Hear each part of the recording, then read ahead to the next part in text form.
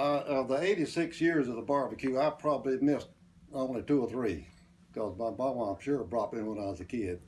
I can tell you a little bit about the beginning. I used to, when I was smaller, used to go to some of the barbecue meetings. We used to buy supplies. We would take up money from members of the church to buy supplies before the barbecue. That's how small it was, really, when it started. In the 30s and 40s and early 50s, the church would buy pigs and take it out to each farmer was to raise a pig or 2. And so when they got the pigs raised, they gather them all up on Monday or Tuesday, and the members of the church slaughtered them and hung them up at night at the young galloways. And that's the reason, at that time, they always had the barbecue on the last Thursday in October because you had to wait on cold weather to kill the hogs.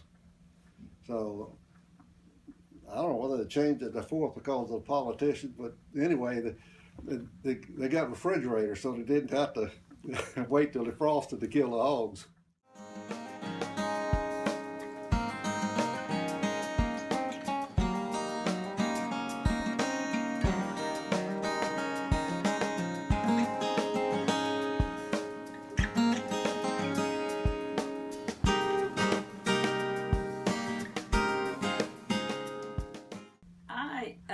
I sort of remember, Ken, do you remember whether or not the women brought the tomatoes? I remember my mom canning a certain number of jars of tomatoes to bring. Yeah, they did. They brought, all of it was homegrown. Right. Everything in the barbecue was homegrown. And, well, I thought I remembered that, but I wasn't sure.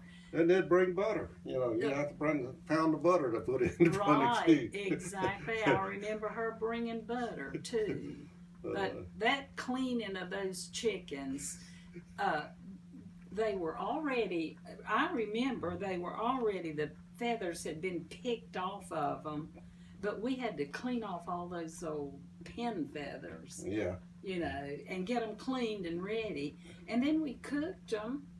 And that wasn't the end of it. We had to skin them and pick the bones out.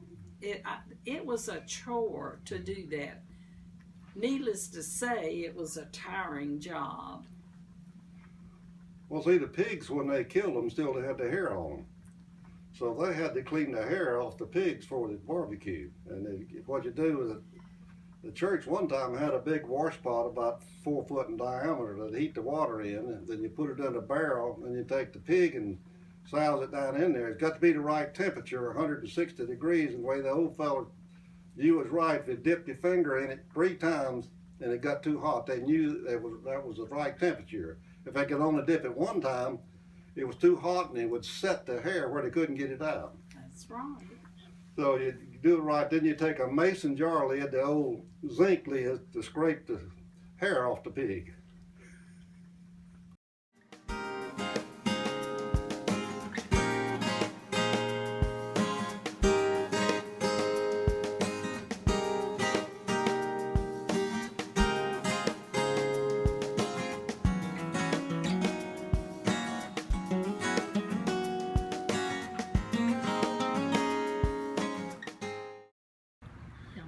Yeah, so I remember growing up, stew department, I remember having to hunt tables, and it was something my mom and dad done almost every year, and it turns out it was because of Larry Ayler in the sandwich department always taking stew tables out of the stew department and put them in the sandwich department. And I would get sent over to the sandwich department to look for our tables, and I'd have to climb up underneath them and make sure it said stew under it, and then get some help and get the table back over to the stew department. And that went on for years until Dad finally got Larry and everybody some tables made. So the table controversy went away eventually, but I'm telling you, that went on for a long time, and they really had a good time messing with each other. If you know Dad and Larry Ayler, that was one of their big things every year that was going to happen around the stew time.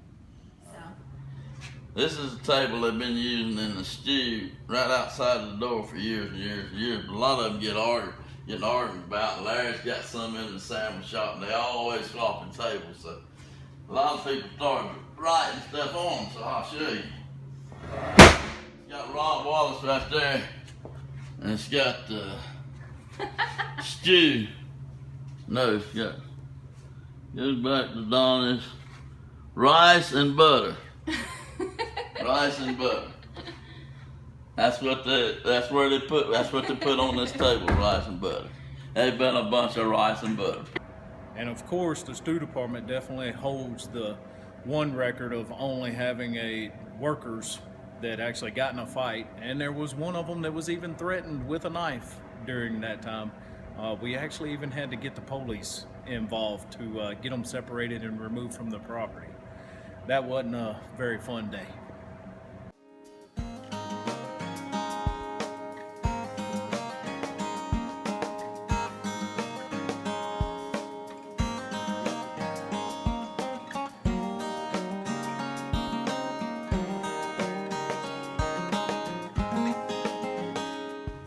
When Owen character first come to Mallard Creek, I'll never forget the first barbecue he was at. He said, "What you want me to do? What you want me to do?" I said, "Well, I guess you can kind of help to tell the politicians not to be putting their paraphernalia on the tables. We like to keep the tables clean. That helped Susie and all the women that worked out there and keep it clean." And Owen started going around talking to people, and I'm sure he's visiting, talking, and trying to get members too. And all of a sudden, in a little while, he came back and he said, "I don't want to do that anymore." I said, "Why?" He said, "Well, I was doing it." He said, "One guy just chewed me out, got all over me." I said, "Well, just don't talk to him anymore. Don't worry about it. It's not a big deal." So that's what they have to put up with for this. I always tell people the politicians eat too. But my funniest story came a few years ago, well, several years ago. We weren't spoiled with the sporks that are already pre-wrapped in the box. So after all the ladies got together in the old schoolhouse building and put all of the flowers and arranged them, then a lot of the moms and the kids would get together. We had to actually do manual labor and put the napkins with a fork and a spoon, and then we had to hook them together. So one year, I'm not going to say how old I was, but it was kind of a while ago. We're all in there. There's a lot of people chit-chatting while they're wrapping everything, and all of a sudden you hear Miss Tilly Mullis, and she hollers out above all the noise, "I need some rubbers." And everybody stops and looks around, and of course everybody knew what she meant. You had to hook those together with rubber bands, but that's my funniest memory, I guess, from the barbecue.